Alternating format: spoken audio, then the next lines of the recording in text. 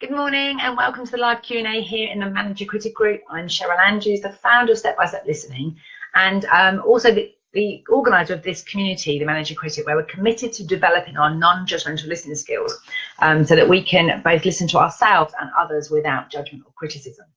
So welcome, this is part 5 of the 2018 How to Improve Listening Skills training that I've been putting into the group.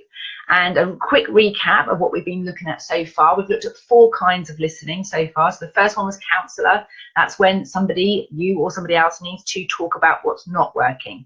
And I just want you to be curious this week. How easy do you find it? I'd love to have a score below.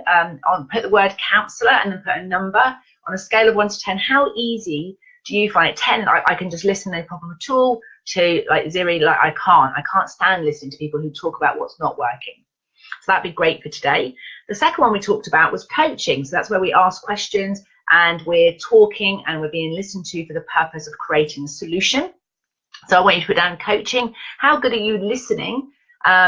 So you don't give them the solution, you listen and ask questions so you can help them find their solution for themselves, what would work for them. So put the word coaching and give yourself a score between 0 and 10. So 10 is absolutely, I don't need to tell them what to do or how to do it. I can listen, I can ask questions, and I get the joy from watching them work it out for themselves. Or 0 if you absolutely, the minute they start telling you a problem, the first thing you want to do is tell them how to solve it. The next one we talked about was clean language facilitation, and that is when you listen and you don't give an opinion. You don't suggest anything. In fact, if you are going to repeat anything back, it's their words exactly, even if it's contextually it's not correct. So I might say, and when I want to be whatever, because they've used the word I repeat the word I back because it's about them and they've referred to themselves as I, rather than me changing the pronoun to you. So clean language is about reflecting the exact words in the tense that they've used. So if they've used past or present or future, whatever they've said, I don't change it to make it sound conversational. Clean is about reflecting their words exactly back to them. So it's extreme listening, I call it. So again, imagine if you were having to listen and you weren't going to put any of your opinions in. You weren't even going to change their language or summarize it into, to say how you've understood it. You literally reflect their words back. On a scale of 1 to 10, how comfortable are you? How easy would you find that to do? So 10, yep, no problem at all, it's really easy. And 0, I can't do that. And the last one we were looking at last week was mentoring. So that's where you're listening for a period of time to somebody, and then they've come to you because you actually know something they don't know. So they've actually said, how would you do it? But you've asked some questions first to gain some understanding of what they do, and just be curious, because what can happen is when we've been given permission to give our opinions, we can just go in and ask them. But just check with yourself as a mentor, do you ask questions? How quick are you to give your answers without actually clarifying where their starting point is? Because one of the things I do see happening is great when you know stuff and you know what people can do, but if you've had 25 years experience building up your knowledge, then they might be where they are here, and there's like 100 steps they've got to take to get to where you are. So your wisdom doesn't land. The gap between where they are now and the information you're giving them is too wide, and therefore your time and your energy and your effort gets wasted because they can't receive it because the gap is too wide. So if you don't ask questions to start off with to find out where they're at, what do they know already, what is working for them, and then get specifically down to the thing that's not working for them, then your wisdom that you can give them, you can go back and think about what's going to be the most useful thing to give them. So from a mentoring point of view, when people come to you to ask you for advice, how easy do you find it to listen first? So again, 0, like terrible, as soon as they say, what do you think I should do? I just tell them what I think. Or 10 is, yeah, I always check where they're at to make sure information I'm going to give is going to be relevant and helpful. So that's a quick synopsis of the things that we've been covering in the first 4. And today I want to talk about delegation listening.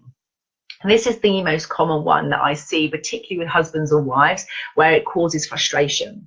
And it definitely does with Mark and I. If I start talking and he's listening, he will do a number of things. He's really good at download listening. So he'll listen to me and he'll do that, yeah, oh, yeah. And he'll just let me get it off my chest. But if I actually want him to do something like fix the washing machine or weed the garden or decorate a room or something, and I'm telling him all about it, and he doesn't respond in a way that, i.e. he starts asking questions that indicate he's trying to understand what I want done, then I can get equally frustrated, and I can get really, really irritable, because I'm like, you're not listening. And this is where I hear people say, you're not listening. And most of the time is because you as the speaker don't understand what kind of listening you want or need. And also for those of us who are listening to other people, it's really easy to start listening in your natural way, the way that works for you, and not recognize there's lots of different kinds of listening, and so not understanding which listening that person might require. So for delegating listening, so imagine if you're the one receiving the task, is you need to ask more questions to really clarify when this thing this other person wants you to do. So let's say I want Mark to decorate the bedroom.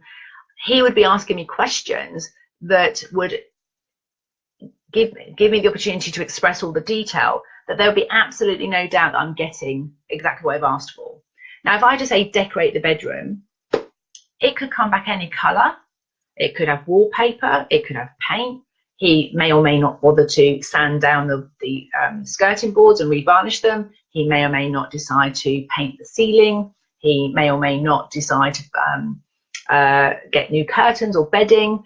And they're all the detail that, in my head will definitely be there. And it's an assumption that the other person I'm giving it to understands that when I say decorate the bedroom, how much, what do I mean by that? What's the whole thing? And most people don't ask enough questions. So for me, delegated listening is that that if you're going to start talking, you make it clear to the other person that, I want you to do this task for me when I finish speaking. So please, can you ask lots of questions? Because what tends to happen is that the person who's giving the instruction downloads loads of stuff. The person who's listening doesn't know at the beginning of the listening that they're going to be expected to do the task. And this is a great example where it happens. And I would love to hear your comments below if you have had this happen to you. So I start downloading to Mark, and a great example is the computer. I go, oh, my computer's not working. This is doing this and it's bleeping. And he'll go, what you can do is X, Y, and Z. And I'm like, I don't want you to teach me how to solve it. I want you to do it. I'm just telling you about the problem so you can fix it. And because he's really good at listening to me download to work it out for myself, generally speaking, his default is to tell me how to do it. But actually, I don't want to do it. I want him to fix it. But I don't say at the beginning, I've got a problem with my laptop. I'd like to tell you about it. And then I'd like you to fix it for me. In which case, he has to ask me more questions about what I've tried, what I haven't tried, what's worked, what's not worked. And then he can come in, or what I want the thing to do at the end. And then he can fix it. So be aware that if you're getting into frustrations or conflict with other people, and it's around delegation, in my experience, most people start talking and it sounds like you're in download. You're just talking about your problem. And so people will either go into mentoring role, where they'll listen for a little while and tell you what you could do to fix it, or they'll go into coaching role and ask you some questions so that you could fix it yourself. And then you'll start to feel different inside. You get really agitated. And this is where, if you're particularly in families, what I would say to people is, if you hear someone talking about a problem and you're kind of thinking, I don't know what kind of listening I need to be doing right now. I'm not sure whether they're just downloading or whether they need some questions to find a solution, or do they want me to do something for them? And when, particularly with parents, they can get into what I call rescuer drama, where you just start fixing it for them. So one of the questions I ask all the time is, okay, so it sounds like you're really struggling with that at the moment. How could I best support you? And let them tell you. And they might say, do you know what? Actually, just listening to me is fine. Okay. And you might say, so can I just check it? Do you just need to download, or would asking you some questions help you to get clarity for yourself? And they might go, no, actually what I need is to hear what you would do. And so they want the mentoring. So then, but most people, when it comes to communication listening, they have their own default track that they go along, and they start asking that question at that point, or telling that thing without checking that's what the other person needs. Good morning. I can see someone's joined me this morning. Please do put your name and say hello. And this is a really quick one today. We're talking about listening with the purpose of delegating, and just generally talking with people, that if you are listening to somebody, or you're talking to somebody, If you are not clear at the beginning yourself what kind of listening you want, or you're not clear what kind of listening the other person wants, it can be really difficult, and that's when all the conflict goes. So a question that I use is, how can I best support you today? And sometimes that little bit of listening, or just saying, I'm here to support you, what could I do to best support you, can be life-changing. In fact, good morning, Leslie. Lovely to see you here today. I'm a bit earlier today because I'm dashing off to Think Big myself for my mastermind group. So I'll just talk about delegating. And if you don't know what listening you need, you can't ask for it. And this thing about asking the question, when you're working with someone or listening to someone, spending time, you just say to them, how can I best support you today? That tells them your intention is to support them. And it gives them the option to think about actually what support do they need. They might not even know. They might not even be consciously aware they're talking about what's not working. They may not even be consciously aware they look really sad and miserable. So you may have to say to them, look, you look really frustrated, or you're looking really sad. How can I best support you? Rather than doing things for them, or saying, or asking, or trying to guess.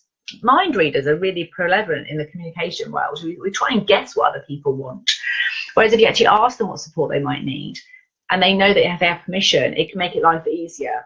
And I know that a conversation we had in the Women's Business Club this week was talking about how difficult people find it to ask for help.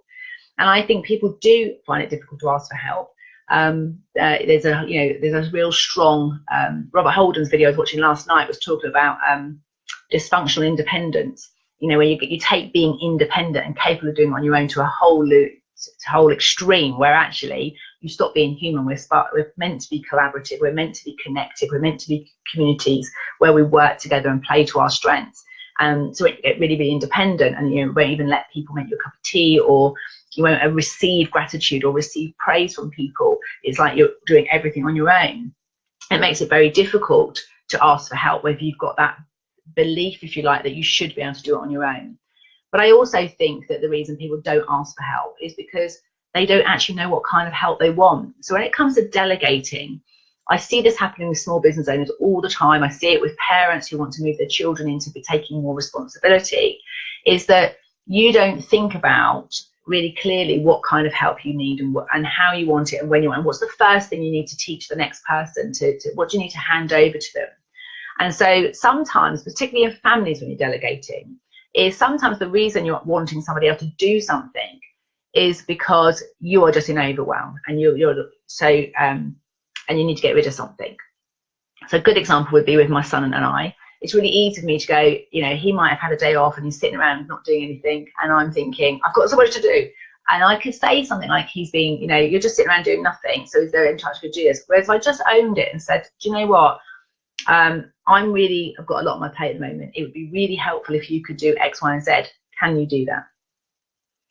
Rather than getting into drama where I'm persecuting him because he looks like he's got an easy life and he's sat around doing nothing. He's having the day off, by the way. It's not that he's not working any other time, but it's just that delegating part can often come because you don't have clarity of what help you need, or you don't have clarity of what help they need. So one of the questions we use a lot within the Clarity, Competence and Change program is, what would you like to have happen? How do you need to be? So if I want to delegate something, I want more help, then I need to be really clear what kind of help I want. And I need to be really clear about who would work best with me. And I need to be somebody that's, clear in my communication if I want to be able to hand it over. And what kind of resource or support would I need is I would need to know that there was a feedback process going on. It's another thing that doesn't happen with delegation, is I can tell you now, it doesn't matter who you work with, no matter how brilliant they are, how amazing they are, how good they are at their job, they're very rarely going to get exactly what you think and feel out of your head the first iteration. So I have to delegate, I have to work with people who will ask me more questions, because I can guarantee I wouldn't have told them all of it in the first iteration. So I need them to ask me questions, go away and do it. And if they feel like they haven't got all the picture and something, it's like this trying to build this jigsaw for me and something's like not working, they need to be comfortable to come back and say, actually, you've asked me to do this or this, but this bit isn't making sense. What would you like to have happen, Cheryl? And I go, oh yeah, I didn't tell you about that bit. That's fine. We'll do that. So it's got to be a constant feedback loop where I say what I want, they go way back and let me know what's working, what's not working, and what they need from me to make it work better.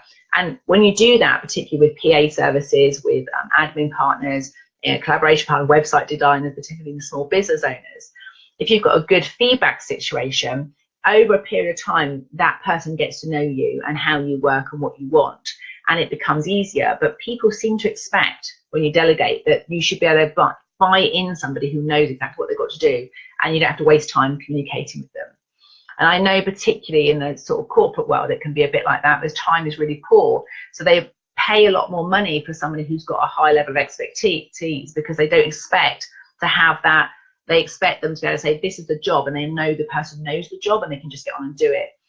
And I still think that's a little unrealistic, that there shouldn't be some kind of feedback loop to start off to make sure that we're definitely on the same track and that what you're asking me to do is what you want done. So Leslie, you're with me this morning. If you've got any questions about delegation, I certainly know you and I are working together now in the Clarity and Confidence and Change, and there's some things that you want to change. So if there's anything, questions you've got right now, please pop them in the box. Otherwise, I'm going to say to you guys, please tell me I've given you some things before to score. So the words for, I gave you counselling, coaching, mentoring, and clean language facilitation. On a scale of 0 to 10, how easy do you find it to listen to people in that way?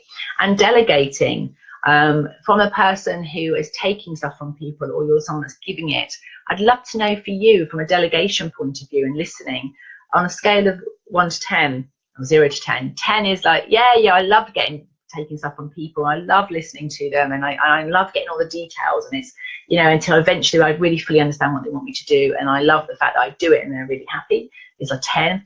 0 is like, I get so frustrated with people when I'm trying to hand them stuff, they never get it, or I get really frustrated when I'm trying to get something from a person. Give yourself some scores. I'd love to know your scores on how you would rate yourself on these 5 different kinds of listening. And next week we'll be talking about the different kind of listening again that we need when we need to make a decision. And so the more you know about these listening skills, hopefully you can get the listening you need in your life to live a really happy, fulfilling life.